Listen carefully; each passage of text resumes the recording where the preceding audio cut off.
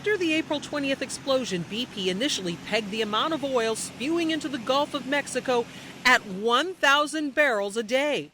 That number was revised upward to 5,000 barrels a day. 5,000 is the estimate. And again, it's not a BP estimate, it's a Unified Command Center estimate with the Coast Guard. The government then brought in an independent team of scientists. The Flow Rate Technical Group on May 27th upped the daily flow rate between 12,000 and 19,000 barrels per day. Then June 15th, the team more than doubled the estimate to 35,000 to 60,000 barrels a day. Decision made.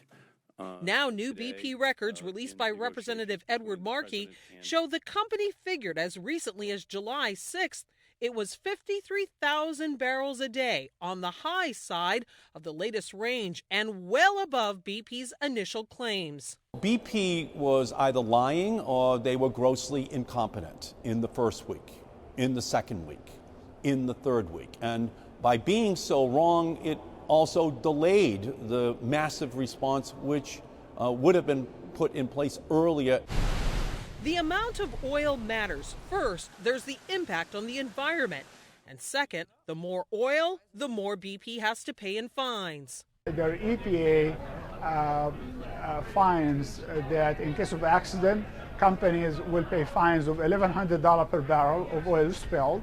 If they prove to be gross negligent, then they will pay $4,300. That's a big difference. $1,100 for each barrel on the low end, $4,300 on the high end. Do the math, even subtracting out the amount of oil that BP says either evaporated or was captured, and it is a staggering figure, ranging from more than $3.5 billion to nearly $15 billion in potential fines.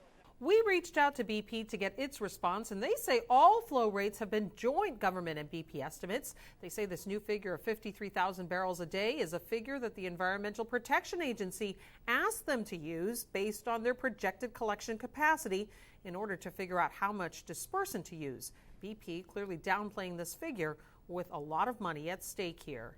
Lisa Sylvester, CNN, Washington.